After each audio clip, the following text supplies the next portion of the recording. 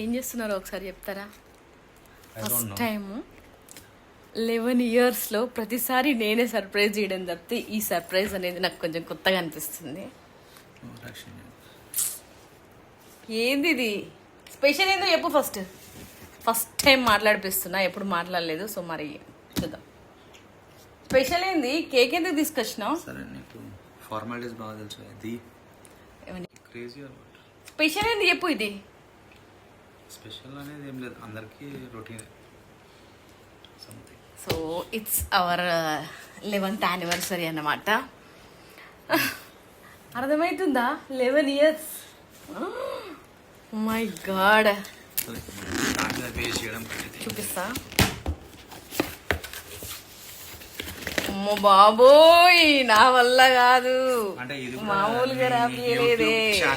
వామ్మో, శ్రీమతి స్వాతి